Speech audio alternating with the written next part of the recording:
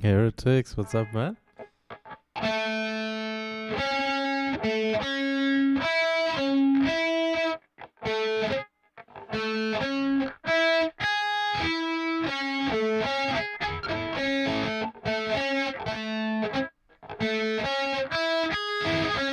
Ugh.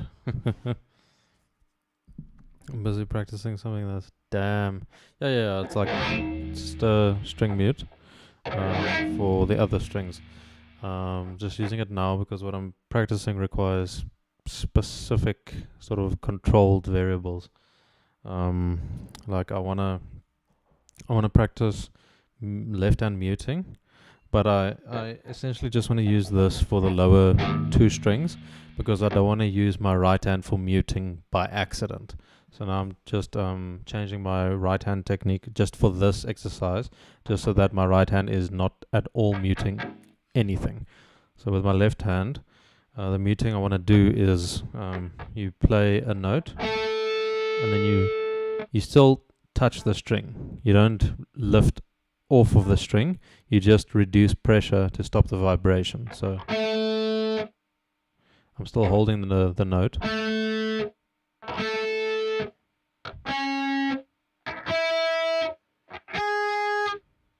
Putting it on the second fret doesn't change the pitch? No. So this thing, if you put it really tight, then it will. Like right now, it's pretty much like if I put my hand here. The same idea. It sort of just mutes the string, stops them from vibrating. It doesn't press it hard enough, like a capo, in order to change the, like let me check. If I press it down, then it will. But like, it's not set tight enough to do that, and I don't want it to do that. I just want it to block the strings. I can actually make it slightly looser. Let's check. Yeah, like that. That's all I want. Because this exercise that I'm doing, I solely want to focus on my left hand's muting. And specifically my finger pressure muting. It's a very, very advanced technique to do at speed. Like you'll do it naturally, slowly, but like doing it fast is very, very difficult. So I'm just trying to practice that a bit more in a controlled environment. Because what happens if I do like arpeggios or stuff, I also have my right hand, some of the parts here, sort of muting the strings as I go. But right now I don't want to rely on that. I just want to do the left hand muting. Master of Puppets and whoever. Okay, let me have a listen. Let me have a look.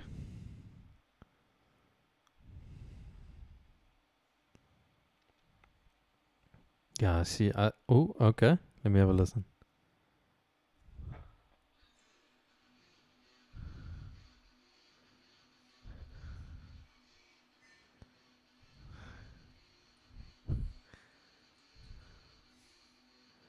This is really not beginner, like, no, this,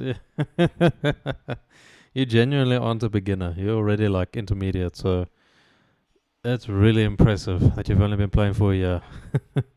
Like the muting and the just the speed at which you're doing, because it sounds like you're just doing downstrokes, which is incredibly impressive. So this is damn incredible. Oh, and let me check the wherever I'm around. Oh.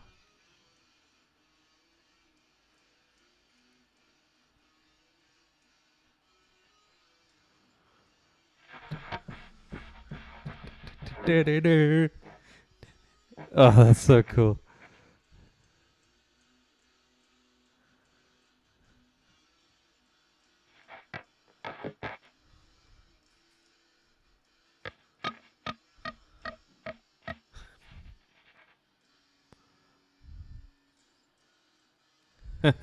So cool. Marzipan, how's it going? Oh man, that is so cool. Like, um, oh no, sound wise, fantastic. All downstrokes, yeah. Like, that is the traditional way to play it. But I mean, ergonomically for me, I'll tire myself out if I just do downstrokes all the time because you sort of exert a lot of strength. Oh no, I'm doing great, thanks. Yeah, that's really awesome. Awesome to be able to practice again. Um, with your vibrato in the one video you sent me, you must just check now certain details with vibrato because there's a number of ways that you can do it. There's a number of ways people do it. There are certain consistency things that you can maybe just have a look at. What's up, Rambo? Yes, good to see you again. So heretics, the vibrato. What you wanna actually just think about a bit is dropping your thumb when you're vibrato. Like let's say you're vibratoing on your index finger. It's a bit easier if you drop your thumb a little bit more. Drop your thumb a little bit more because then you have a lot more relaxed, more relaxed nature in your wrist. I'm doing great, thanks, Rambo. Yeah, yes. Now I hope your days have been a bit better since last time. Like it's I believe it has. And now I'm recreating Come As You Are with Band Lab and a guitar. Oh yeah, Come As You Are, what is that?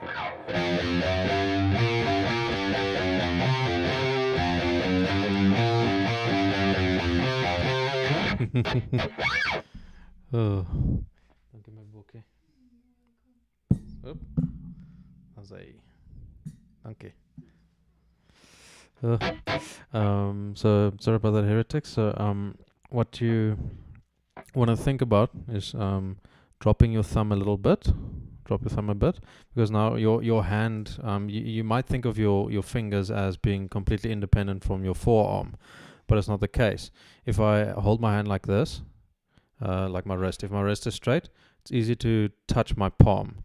But if my hand is like this, it's very difficult to reach my palm because these sort of tendons are connected all the way to your shoulder, like actually more to your elbow, but it's like it's really connected. So you wanna just bear your anatomy a little bit in mind. So dropping your thumb will put you in a bit more of a relaxed position. If your thumb is high, your wrist is going to be like this, and doing sort of things with your hands is going to be much more difficult. So keeping your wrist a bit more straight gives you a lot more flexibility in your fingers. Next thing you can do is you can use this part of your index finger. Sorry, this part of your index finger, and you can sort of press it against the body of the guitar. This is the way Paul Gilbert does it. So if you're vibratoing with your index finger, you can do that, and then you sort of twist your wrist like this. You like twist your forearm. Aaron Marshall calls it a like a doorknob motion, like you're turning a doorknob. So then you'll sort of do this like that. So you rest your this part of your finger on the bottom of the guitar neck, and then you just go. That's one way to do it. Oh man, just remember that sucks. I was really sorry. I'm sorry to hear that, man. But it is the cycle of life. But I'm sure he lived a good life. The wrist twist thing? Yeah, Zakk Wylde. Yeah. So Zakk Wylde also does that. I never really did it in the beginning. I sort of just did like sort of similar to what you did, like just that sort of thing. And like it's fine, but the nicest finger for me to do vibrato on is the ring finger, because you can just put your other fingers behind it, like other fingers there, and then you can really, then it's like a motion like this, and then you can vibrato like that. So pretty much you're still in a resting position, and then you just do this. You can sort of find various ways of doing it, but like generally this is what I found works really, really well. Just like a sort of motion like that. So just like that. Same with my pinky. I generally don't do vibrato with my pinky because you need that strength, but it's still possible.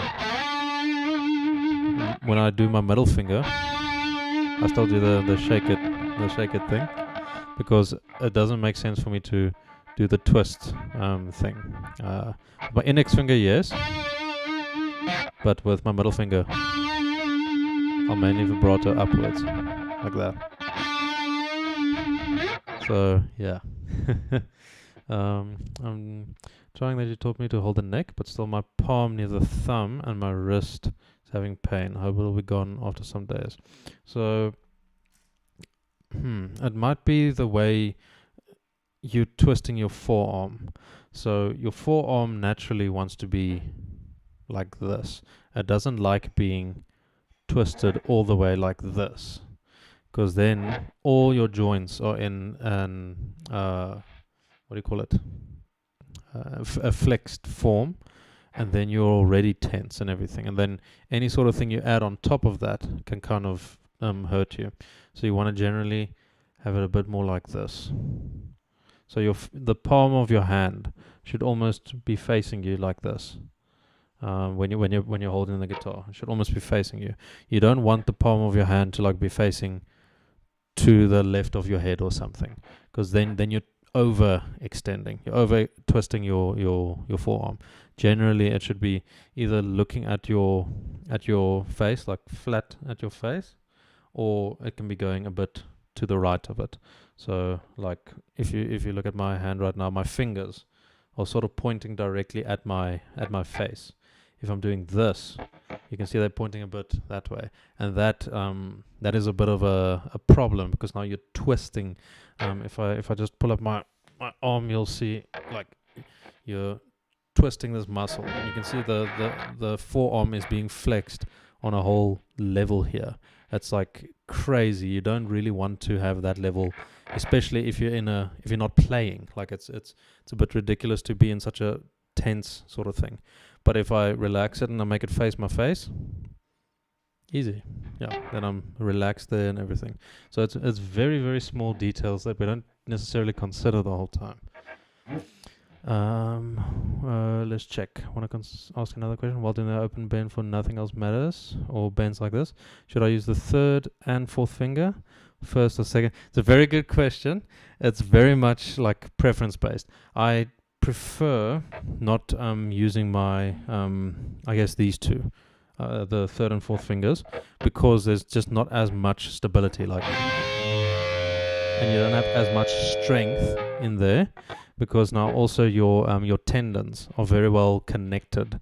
The pinky and the ring finger are very difficult to operate independently. The middle finger is like the strongest finger. I always think back when I was younger, and like, you know, when you show your friend's middle finger or something, it's easy. It's easy because it's like it has a lot of power and everything. But when you want to show someone middle finger, it's sort of like it's stuck here. You can't really go all the way back. So it's something really like irritating, like, you know. So just the tendons in your hand also are a bit of a restriction. So if I want to do that opening bend, I would use these two fingers, middle and ring finger. I'll just go.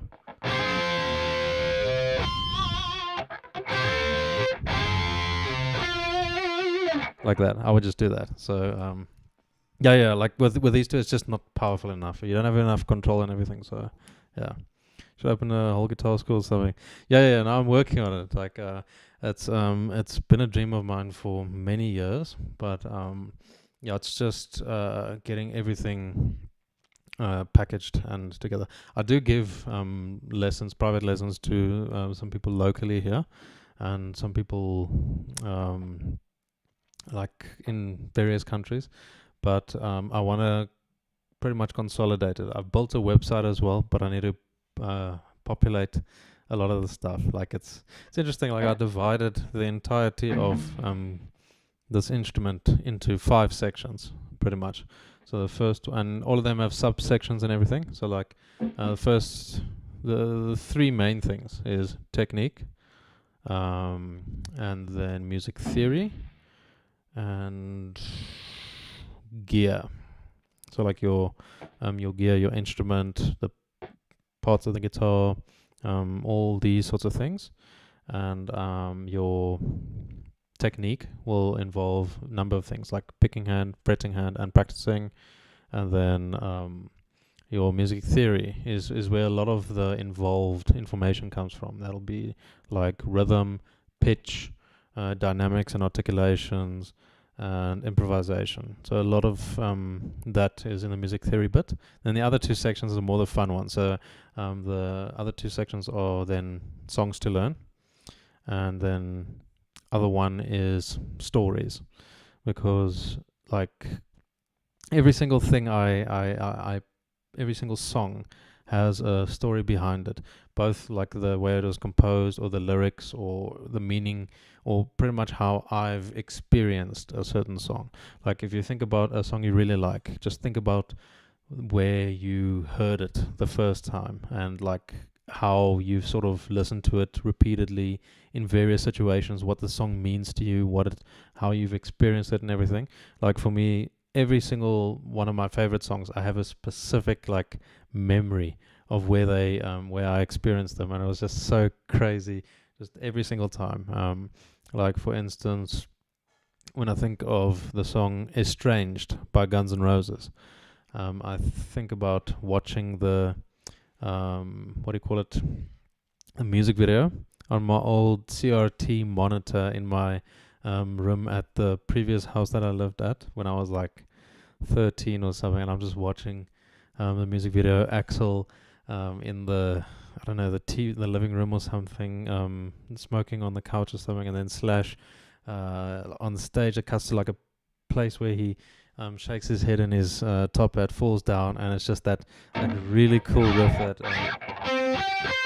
I can't even remember it.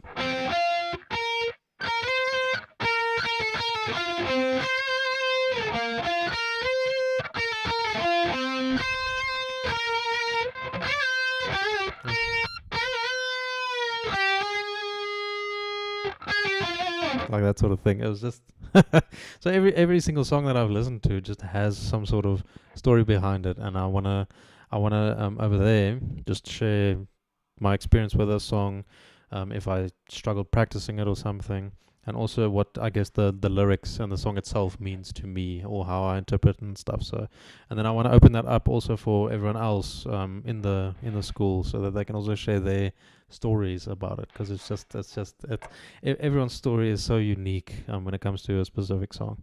So I need to catch up some of these comments. Learn more things from him than what I learned from YouTube. And yeah, that's very good to hear. You're very right, Rambo. You're very right. Thanks for reminding me. But no, I'm very glad I can help you guys for um, just becoming better musicians and just enjoying the instrument a bit more. Thank you, Rambo. Give us a whole setup and guitars to a wonder. Absolutely. Yeah. I'm just going away for work tomorrow. I'm going to take one guitar with so I can just stream from my phone because I don't want to miss a week of practice. I'm going away for a week for work into a different part of the country, and then I'm just going to take one of the guitars with. But I think yeah, it's gonna be interesting. Just practicing at different locations. So you're not gonna see my room here behind me. You're gonna see, I think, maybe a guest house or something, different location every day.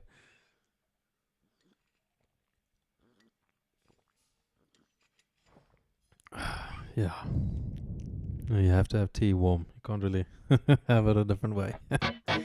Oh man. Okay, let's check.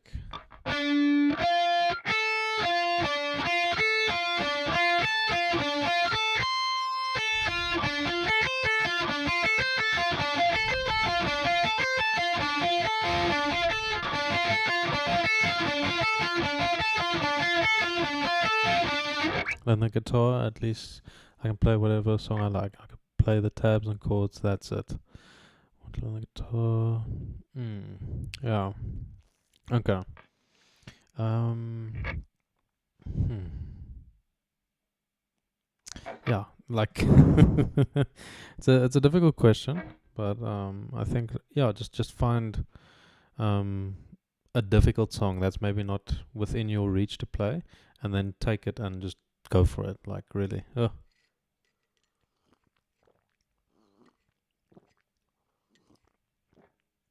Um, maybe not so much to finish as you are just miss the guitar. It's a beautiful guitar. Yeah, music theory is. I remember starting out as well. It's so difficult, but the thing that disrupted my learning with music theory was everyone teaches it from the perspective of a piano, and a piano is conceptually a lot different because on piano your white keys are normal notes, natural notes, and then your black keys are sharps and flats. But on the guitar, they all look the same.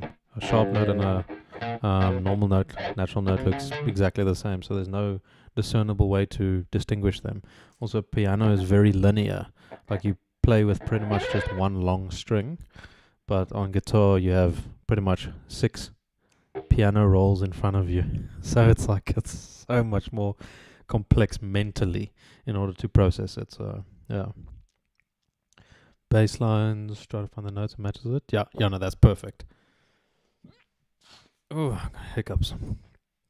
So yeah, no, normally follow the bass lines. Good to learn the chord progression first, and then sort of learn some of the lines, the interesting bits. So yeah.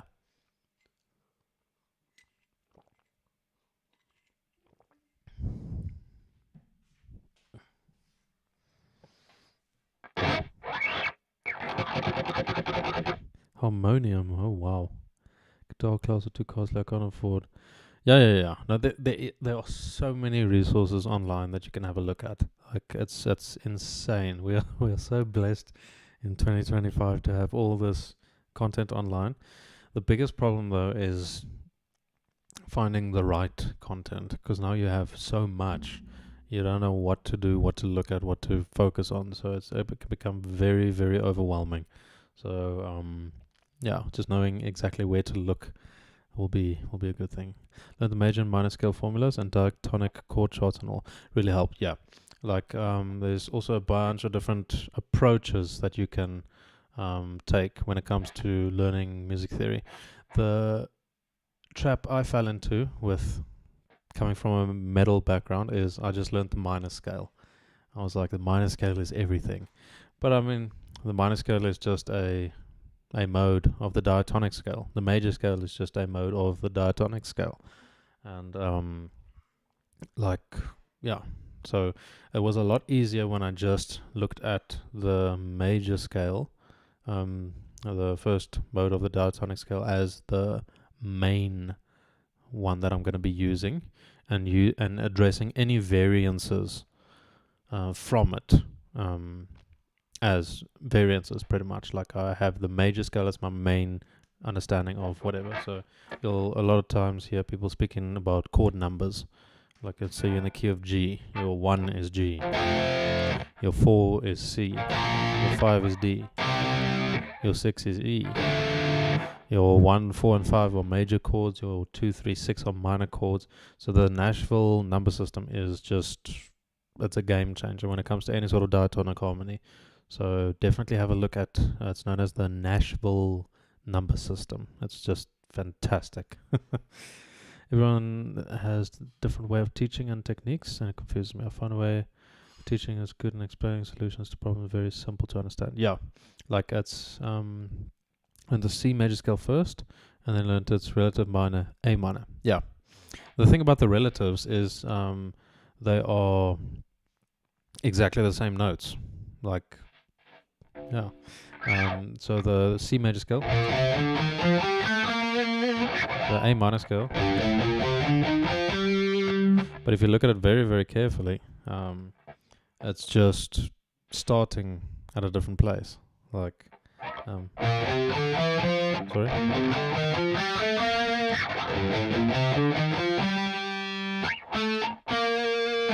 Exactly the same notes. You just shifted where your home note is, and then it's simple.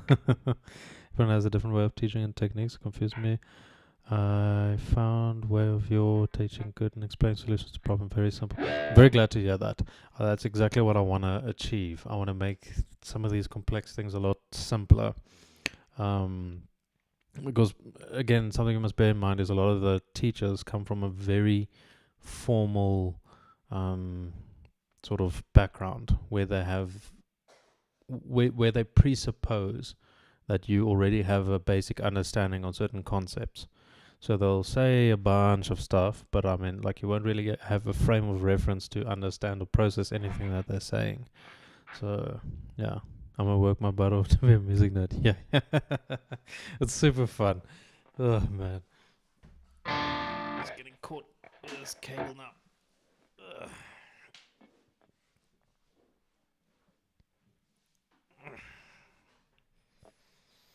There we go. Yeah, no, super fun. And yeah, the modes. Yeah, don't worry too much about modes. They are overrated. When it comes to a lot of advanced like jazz improv and stuff, then you can really work on that. I'll tell you, by the way, now, I'm quite short. Like, well, it depends.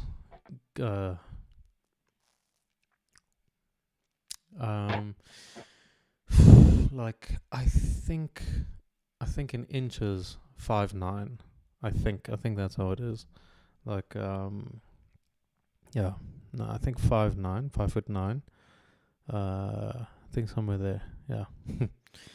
So I owe it to my French ancestry.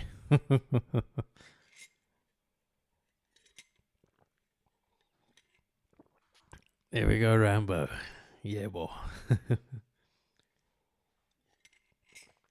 Yeah, like in my country, like I'm taller than the average citizen, but people from my culture are generally a lot taller. Like people from my culture are generally like, let's say, 6'2" and up. It's quite funny. It's then it's like the Dutch and some of the Scandinavian blood and a little bit of the German. I have predominantly Dutch, French, and German ancestry. So like, yeah, but I got the French genetics for height, so I'm like,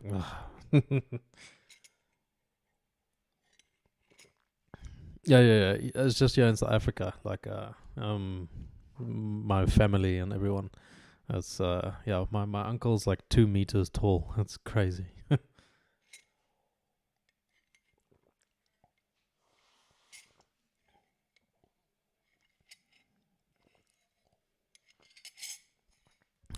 Some good tea.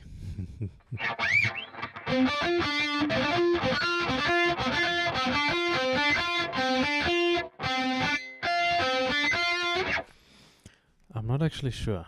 It's like, let me have a look.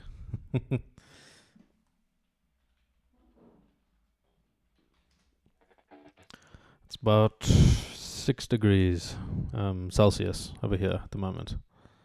Yeah, about 6 degrees. um, yeah. I know he's mentioned it before, but I can't remember. 22 degrees Celsius. Oh my word. No, that's crazy. I mean, it's winter by us, so yeah, southern hemisphere. Uh,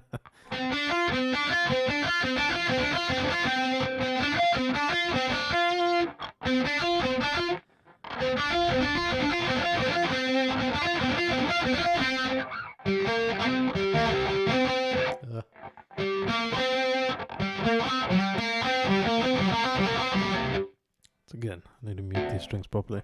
West Bengal. There we go.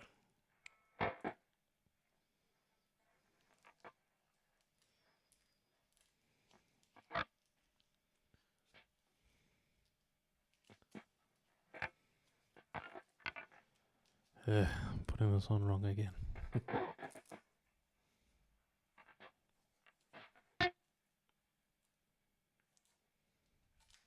So every time I hear Bengal, I think of a Bengal tiger, Bengalese tiger. Ugh.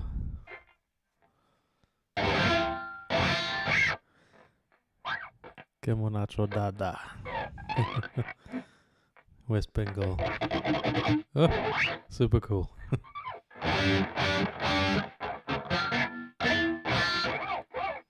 Bengal tiger, yes.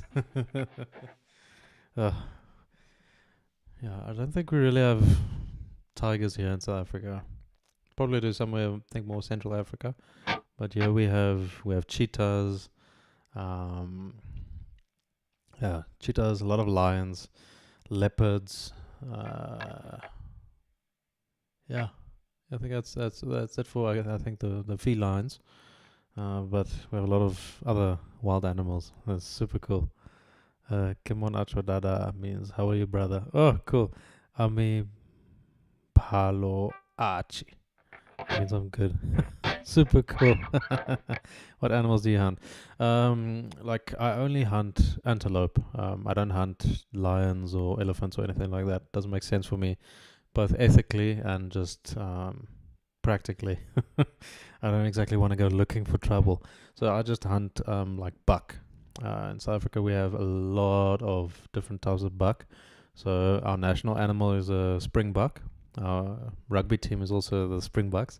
So we have springbucks here, just where I'm staying currently. They're just like in the field behind me. Yeah, for food. Yeah, absolutely. Like it's a very very cultural thing. Like yeah, our in my culture, like it's predominantly carnivorous. So you have a lot of meat, and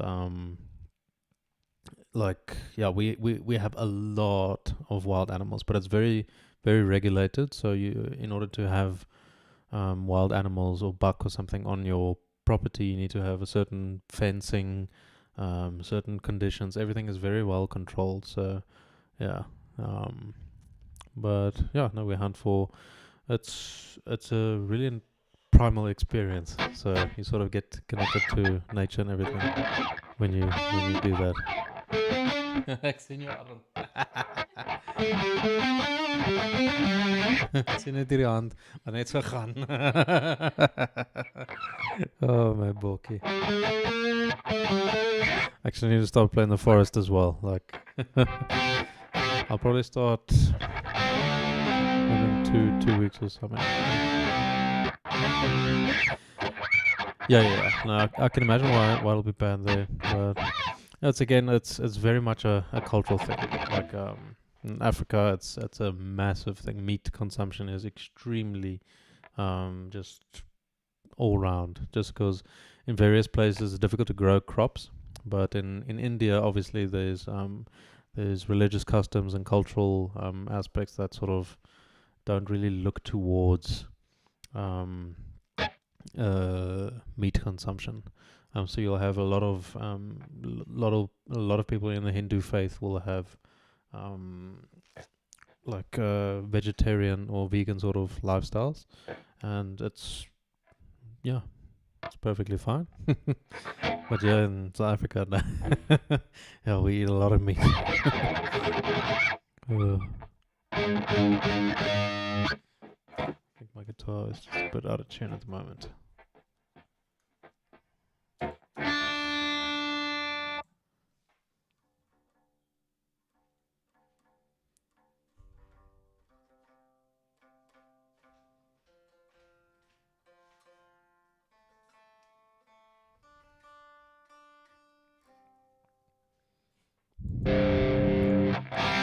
Yeah, it's like the thing is, there's so many various denominations as well.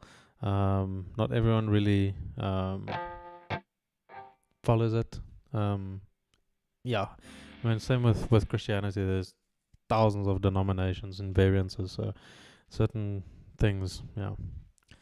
No, this is not a capo. This is a string mute. So instead of a capo, I have this, so that it sort of mutes the strings. Loosen it a little bit more.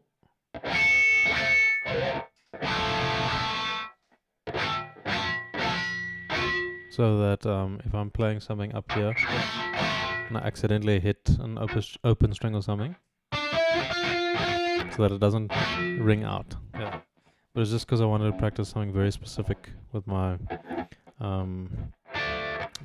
left hand. But yeah.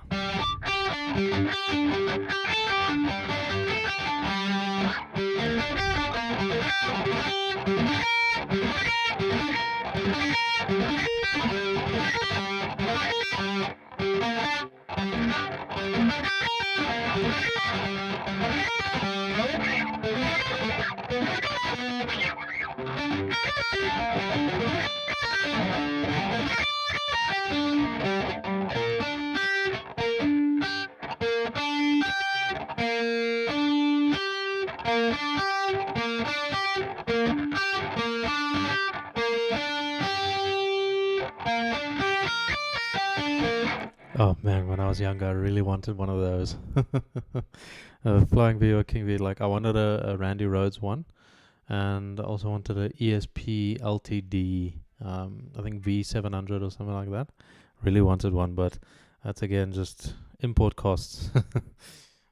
So unfortunately, didn't get one of those. But one of my best friend had a Randy Rhoads Flying V, and it was pretty cool.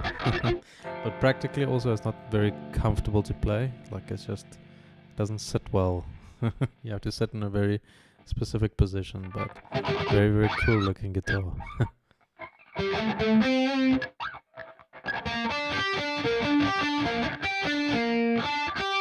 Oh man. Green, is that the one, the black one with the green pinstripes? I think it's that one. Yeah, Alexi's. Oh man, I also really wanted Alexi's white one with the black pinstripes and the scythe, the scythes in the inlays. Really cool. Like, oh man, Alexi Laya was one of my heroes as well when I was growing up. So like, I don't know if you know Downfall.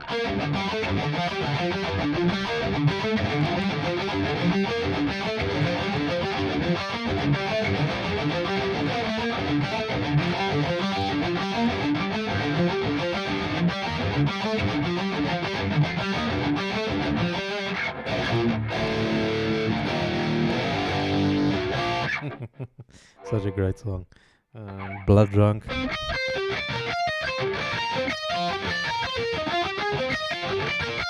Very messy.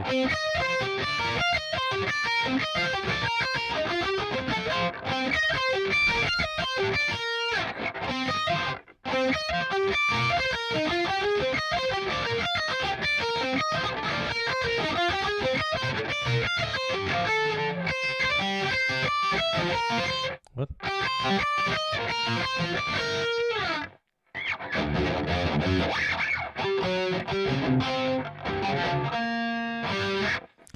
Yes, I've made a playlist for myself as well when I'm on the road. I'm going to listen to a lot of Opeth and a lot of Bloody Wood and Tool as well. I'm going to re-listen to the Fear per inoculum, and yeah, like so I guess it costs more than 1.5. Like, is INR Indian rupee? I think, or ruble, or what currency do you use in India? Lexilava probably costs 5. To me, that looks like 5 liters. So, like, buy one Satos on time. Absolutely. I would love one.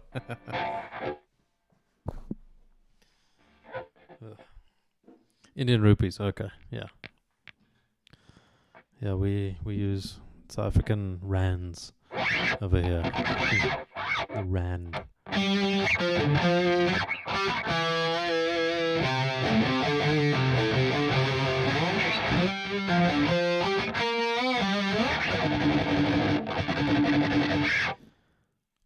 Whoa, $6,300.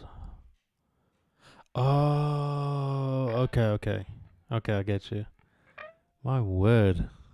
Yeah, I think the mathematics on such an inflated currency must be nightmarish.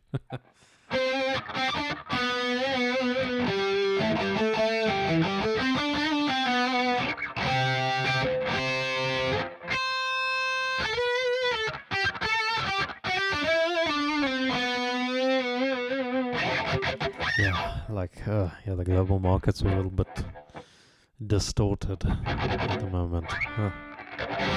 But what goes up must come down. So, yeah.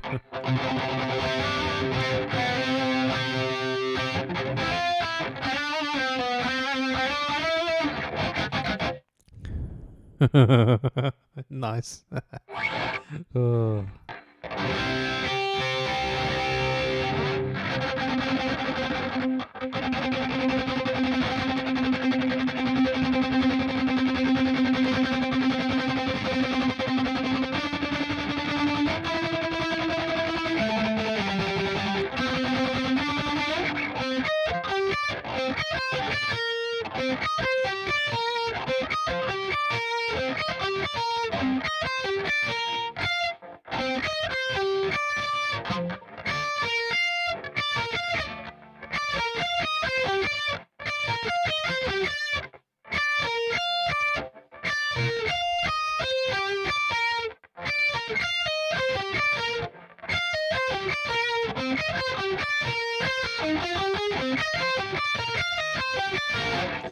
$5K.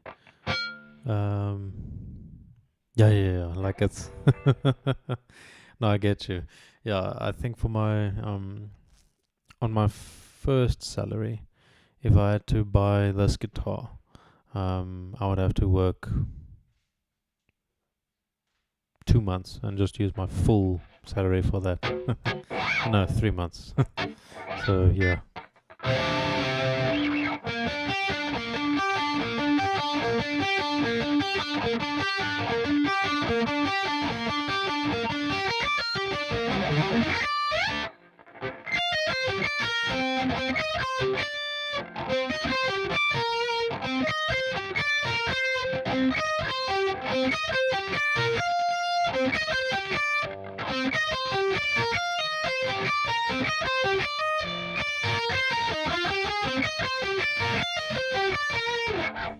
Yeah, definitely will. Especially before you get married or anything, you need to buy as many guitars as you can.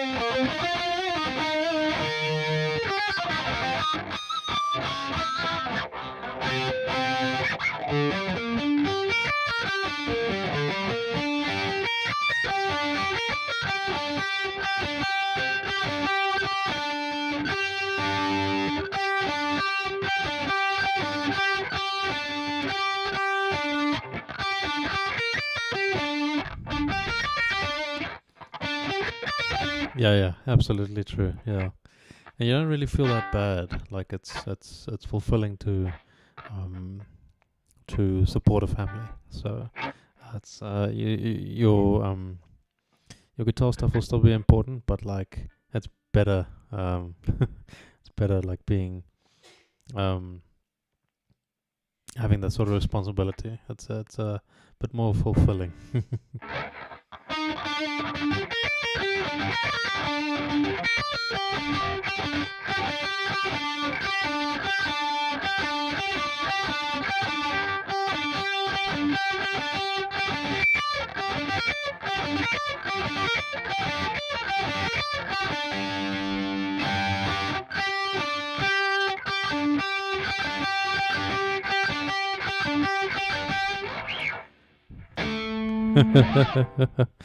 Yeah, I get you.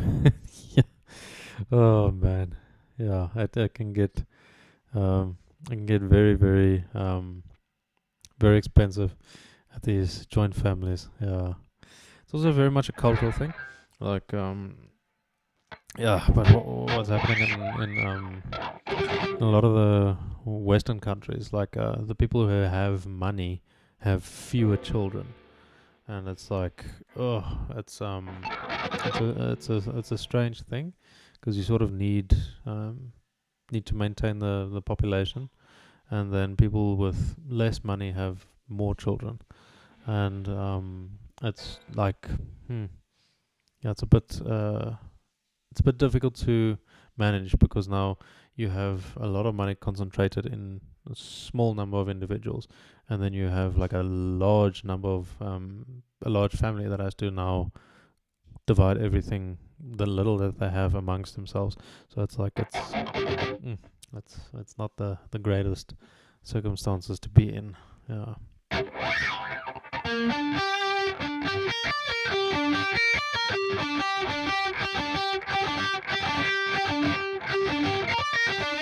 Yeah, very true. Yeah, you sort of want your own space and everything, but it's like, yeah, it's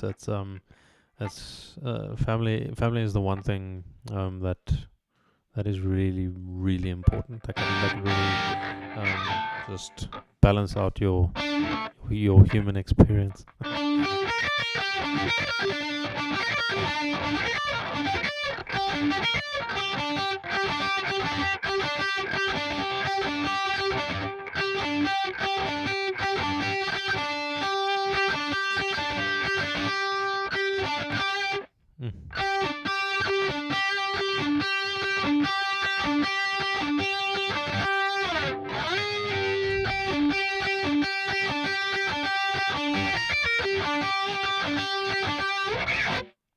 Yeah, like I also didn't grow up in a joint family.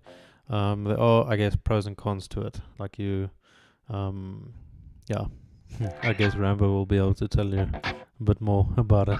But also, I just have one brother, so I don't know what a joint family feels like.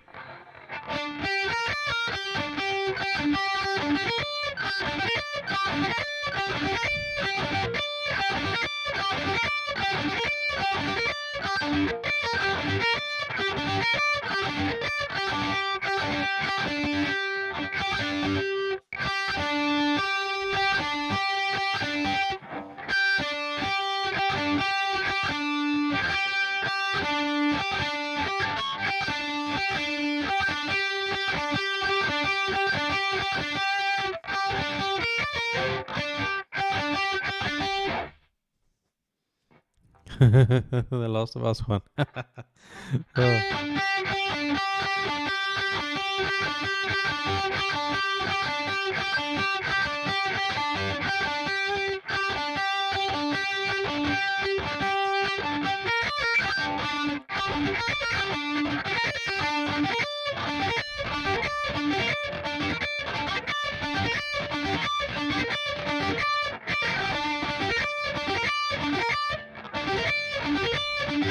Yeah, yeah, I agree 100%. Yeah, I can just imagine. Oh.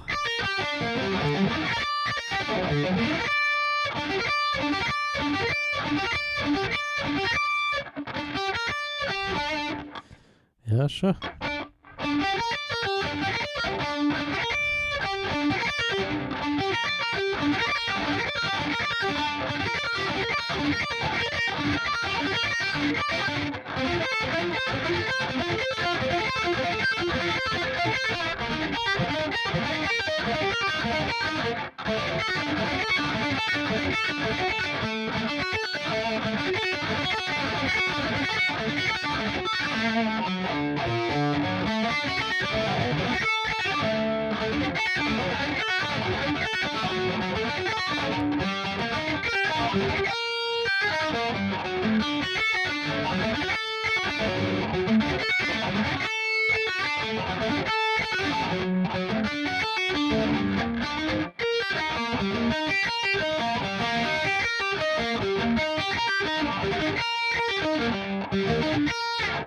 Now in front of me, I have classical guitar.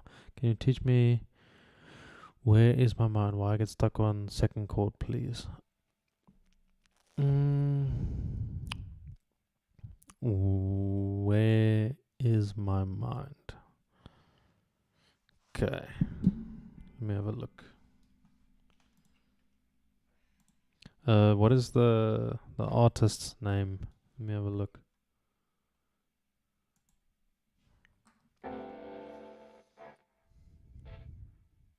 Yeah, please rest well. Good to have you, Rambo. Rest well. Pixies. Okay.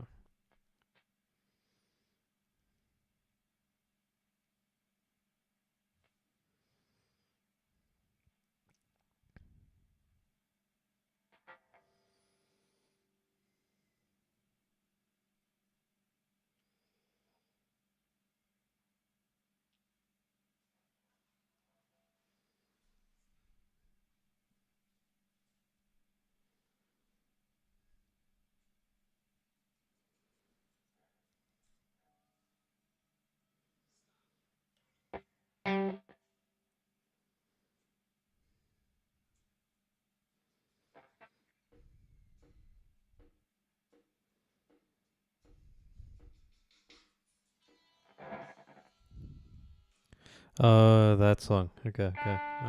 So.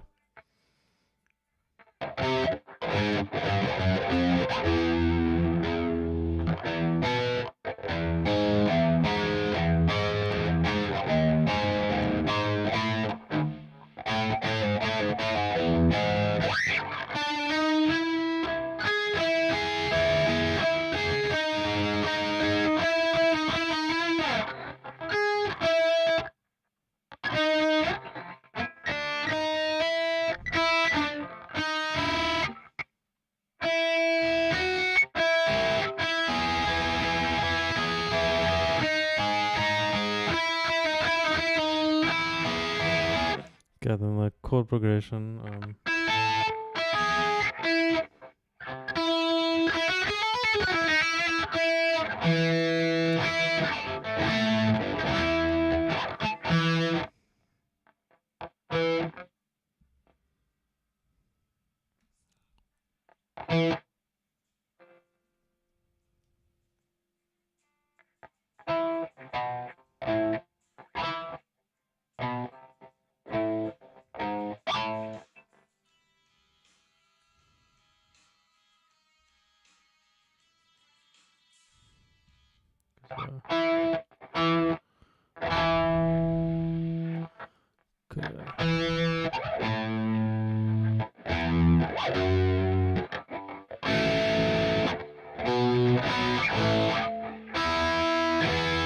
Yeah, this guitar's just in a different tuning.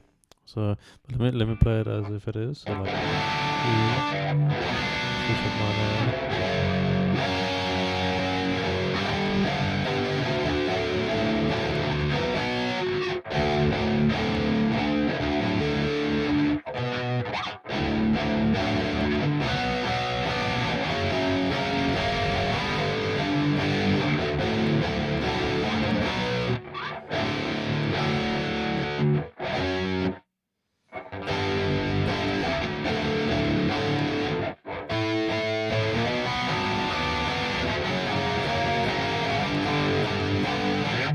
have a look.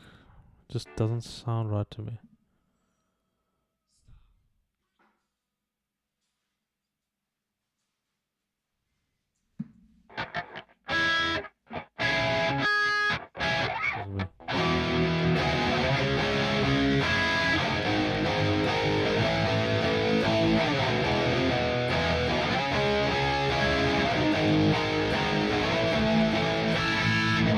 me just tune my guitar.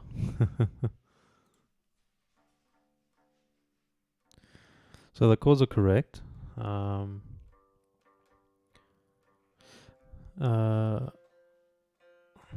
the original song is probably in E standard. This is just in D standard at the moment. So let me just have a look. Put this into clean tone.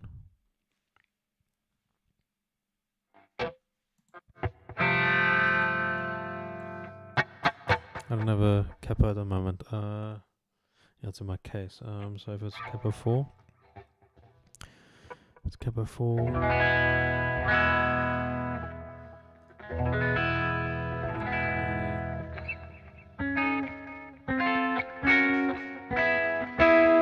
So you're gonna play it as if you're in the key of D. So.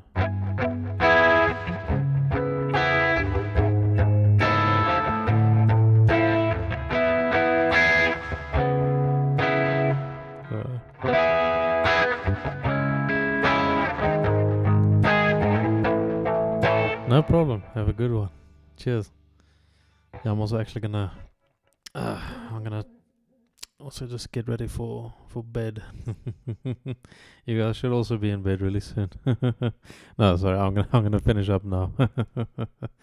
But yeah, no, I'll definitely go through it again in the next stream. So yeah. But cool. Thanks for joining in. I'm gonna finish off now. Cheers, everyone.